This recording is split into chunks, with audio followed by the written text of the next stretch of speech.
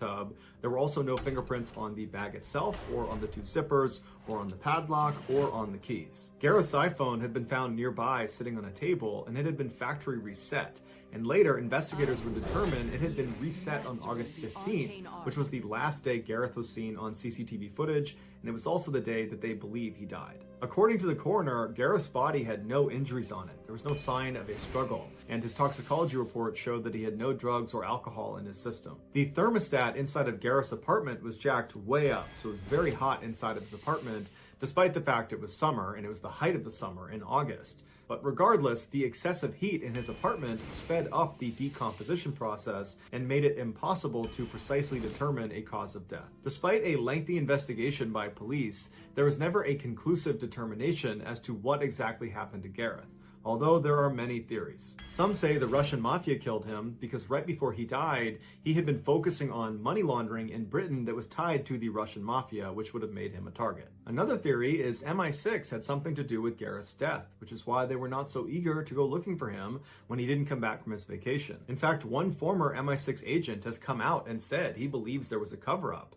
He was interviewed by CNN and said that it looked like MI6 had gone into Gareth's apartment ahead of the police and wiped it all down, removing fingerprints and DNA evidence. The last prominent theory is that Gareth did this to himself.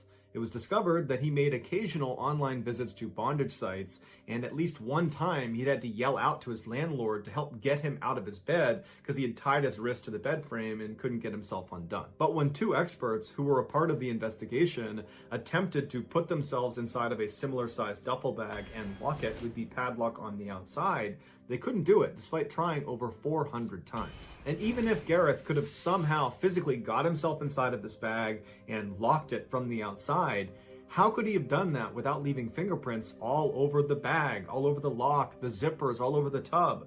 Because when he was found, he didn't have gloves on. Ultimately, despite the red flags, Gareth's death was determined to be probably an accident and was closed 3 years after his death. On the afternoon of April 10th, 2018, 16-year-old Kyle Plush had just finished classes at Seven Hills High School in Cincinnati, Ohio. He walked out the school's doors and began walking straight across towards the sophomore parking lot where his car, a minivan, was located. Although Kyle had suffered from a spinal cord injury at a young age, he had made a remarkable recovery. He not only walked after his injury, he ran. He went downhill skiing, he biked, he swam, he played soccer. But of all the sports he enjoyed playing, tennis was his favorite. He had joined the high school tennis team and had become one of their best and most popular players. That afternoon, he had a match scheduled, so he needed to get into his minivan and get out his tennis racket and his tennis shoes. And so he made it to the vehicle a little bit after 3 p.m. He slid open the door, he threw his backpack inside, and then he climbed towards the third row back seat of the van where his sneakers were sitting on the bench seat. And so he got to the third row, he turned around and sat down facing the front of the minivan. He took off his school shoes, put on his tennis shoes, and then he got up onto his knees and turned around. So he's facing the back of the van, his knees are on the third row seat, and he began reaching down into the trunk to reach for his bag that contained his tennis racket. And as he was reaching, the third row itself, what he was kneeling on, flipped backwards, dumping him headfirst into the trunk, except all of Kyle's body did not just go tumbling into the trunk space. Instead, his upper half made it about halfway down. He tumbled with the seat, and then he got stuck upside down when the top of that third row seat caught his chest and pressed it up against the back hatch of the van. And so Kyle's upside down, his hands are free in the trunk space, but they're too close to the ground where he can't really press himself out of this position he's in. And this third row seat that's come loose and trapped him like this, it's not locked in position. And so if he goes up at all, the seat goes with him. If he comes down at all, the seat comes with him. And so even trying to push himself back out again, he wouldn't be able to clear the seat because it would just come with him and then come back down again. And so he probably looked for places to pull himself down, hoping that might be a way to clear the obstruction, but there was nothing to grab onto, and his lower half would not have been able to slip through that gap even if the seat was stationary, because no person is supposed to get through that tiny little gap. There was also no inside handle on the back hatch that Kyle could have grabbed and potentially opened the back door. and so he was entirely reliant on somebody showing up and opening the trunk to get him out. But the scariest part of this situation was that loose third row that came forward and trapped Kyle against the back of the van, it weighed nearly 100 pounds, and it was driving against his chest. And so he would have had to fight with every breath he took in, pushing up that 100 pounds just to get a marginal breath. But worse than that, if Kyle didn't constantly put air into his chest and keep it full and inflated and strong, that seat would literally crush his chest and kill him. Kyle knew he had to find a way to signal someone that he was in this car. He couldn't reach his phone because it was up in his pants pocket, and that meant getting up around the obstruction, and he couldn't do that. But he had a smartphone and he knew he could use voice-assisted calling. And so at 3:14 p.m., he used his iPhone's voice assistant, Siri, to call 911. As soon as the dispatcher picked up, Kyle was frantic and he was yelling, "Help, help, help, I'm trapped in a minivan in the Seven Hills parking lot. Someone needs to get me out."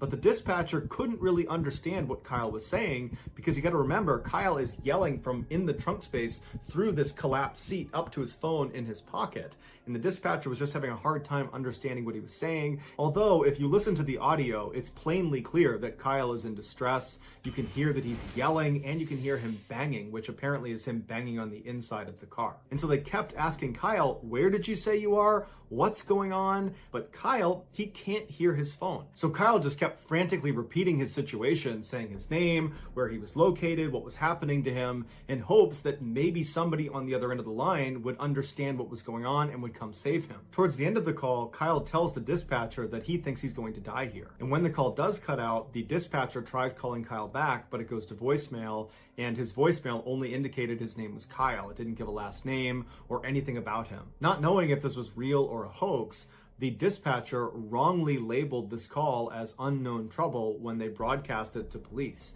And the dispatcher did not communicate that Kyle was obviously in distress. He was screaming and banging on something throughout the call, and even referenced that he thought he was going to die. Had the dispatcher given Kyle's call a higher priority, fire and rescue would have been alerted, and they could have used their advanced mapping technologies to pinpoint where Kyle's cell phone was, and they could have found him that way. Instead, local police were sent to the Seven Hills High School area to go look around the different parking lots that this caller could have been in.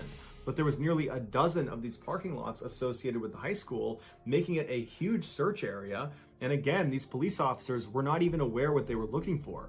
They were looking for unknown trouble associated with some caller somewhere around this huge high school. And so the police show up and begin kind of meandering through all these parking lots, staying in their vehicle, just kind of looking around, and they don't see any problems. Although in reality, they were right near Kyle the entire time. At 3:35 p.m., with the police still patrolling the parking lots around the high school, Kyle used Siri to call 911 again, and a different dispatcher answered. Now, at this point, it's been 21 minutes since Kyle's first 911 call, and so the weight of that third row is becoming unbearable. His voice is very weak, it's very faint. You can tell he has labored breathing, and every word is punctuated with a long silence as he tries to get out anything he can to try to help himself. And one of the things he says to the dispatcher as soon as they answer is, "If I die, I need you to tell my mother that I love her." And then there's a silence. And Kyle asks them, "Can you hear me?" And there's still a silence. And he says, "This is not a joke. I'm trapped in my gold minivan in the Seven Hills sophomore parking lot. If you don't get here soon, I'm going to die." There's another silence. And then Kyle says, "Hey Siri." And then there's silence. And he says, "Hey Siri" again and again and again. And then it goes silent. The second dispatcher had heard Kyle on this call, but for some reason did not relay to the patrolling officers in the area Kyle's dire situation or his exact position, that he was in this gold Honda Odyssey in the sophomore parking lot.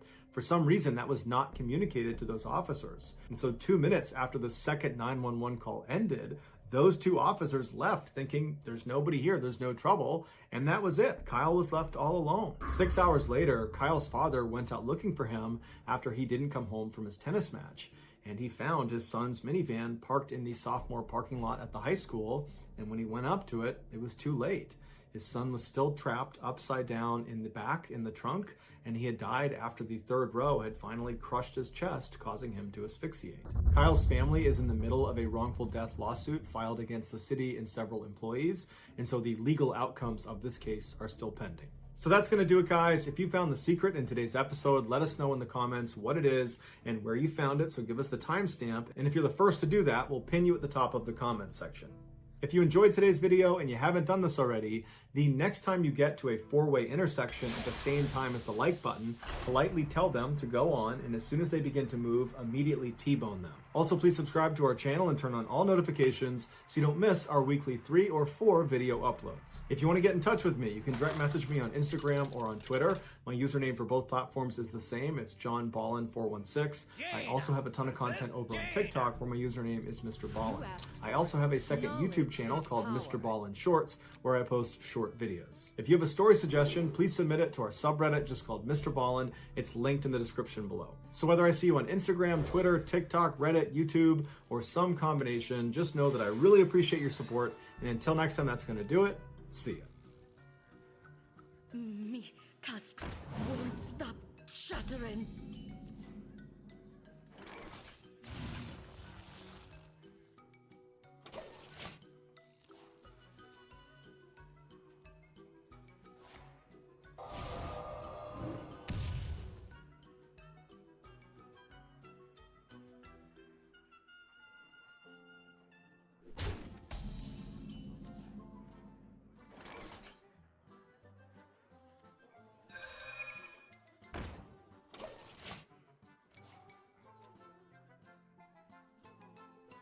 Error. Hot bucket.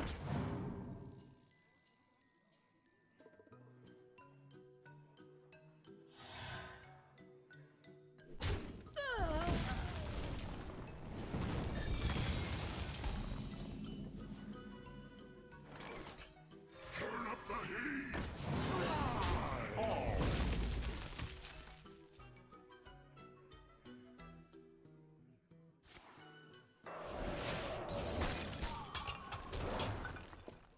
Your power limitless. You fight me, you get burned. Turn it up.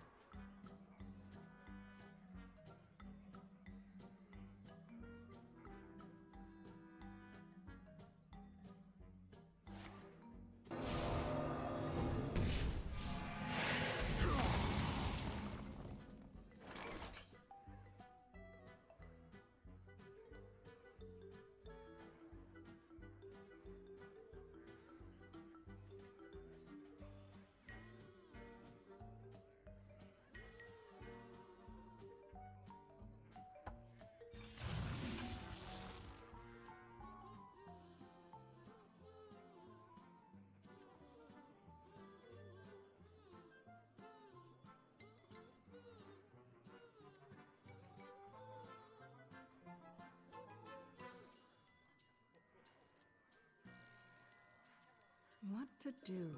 What to do?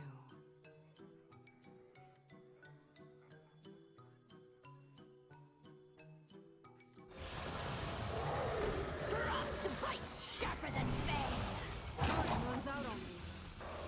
Wake up!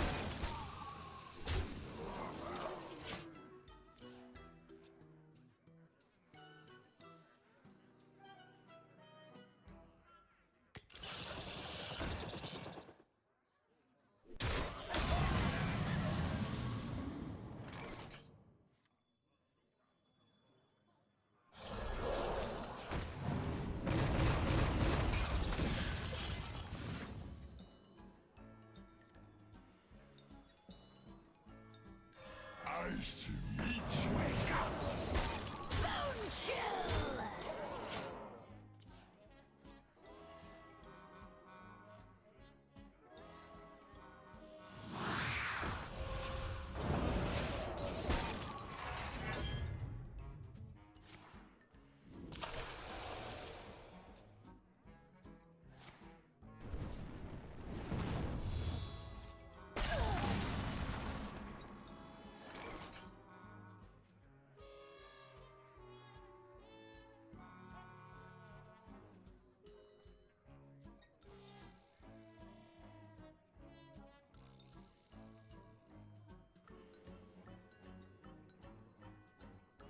What to do? What to do?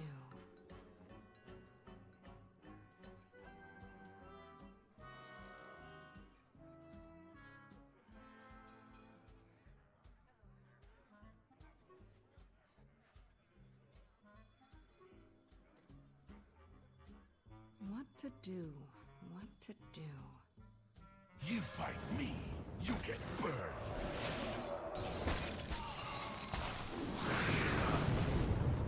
Chill out. Wake up.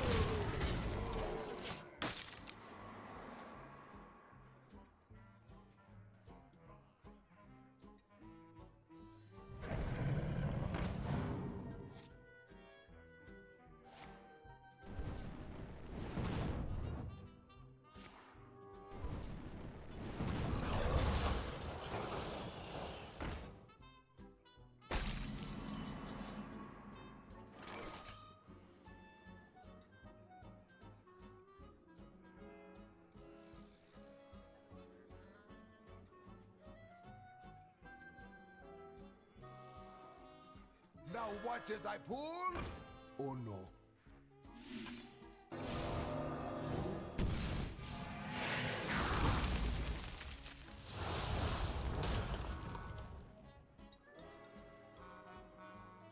Wake up! Wake up!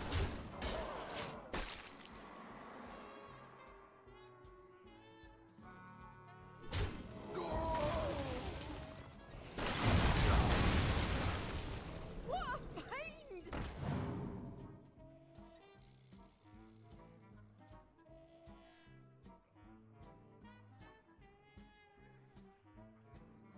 My hand is too full.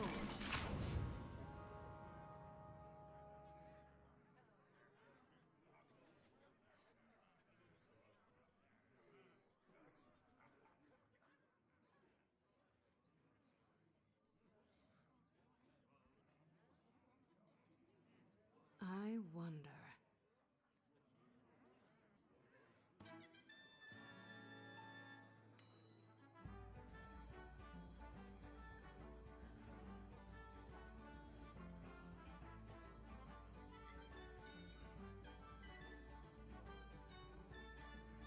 I wonder.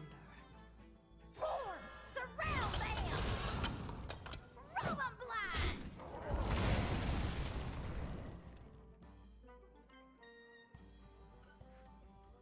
Hey! I'll distract Time runs out on me.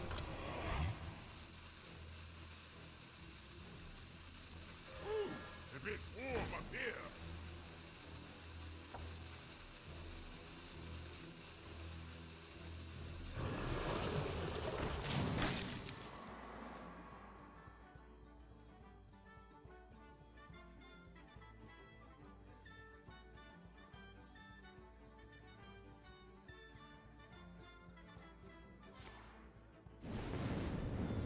You let what loose in the shop?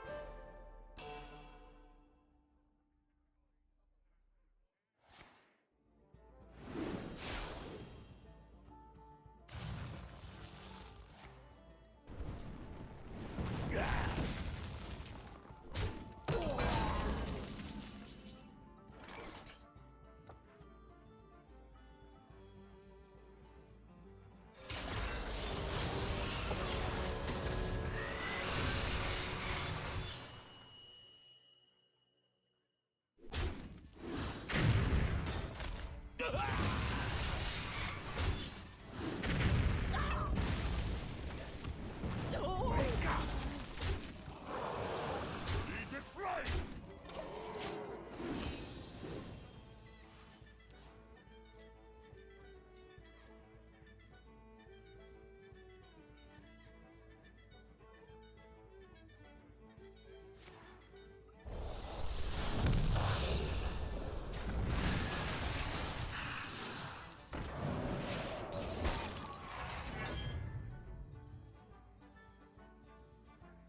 Nice to meet you.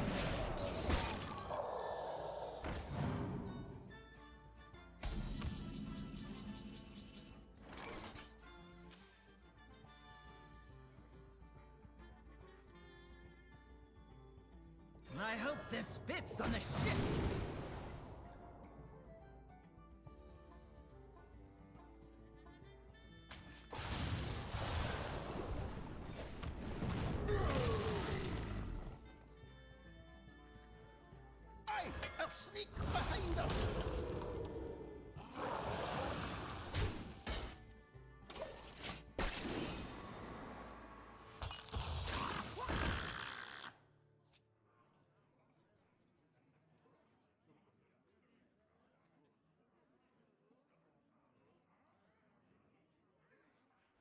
Let's lighten the mood.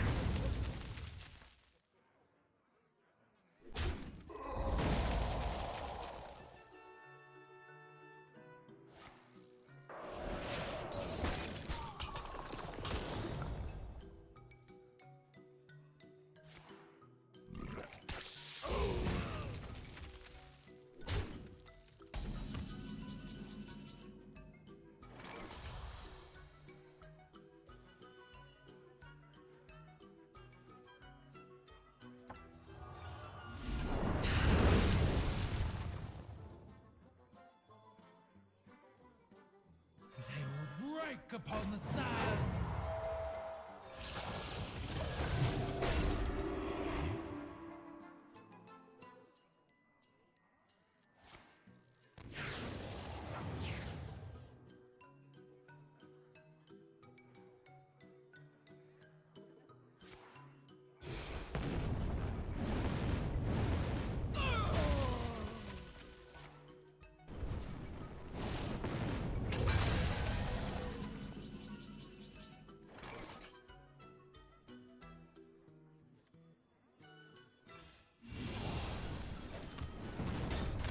Hey, I'll knock him dead.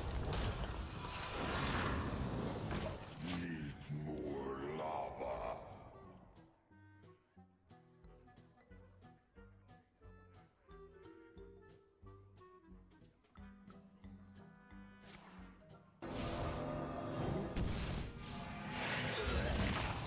Hey, I'll knock him dead.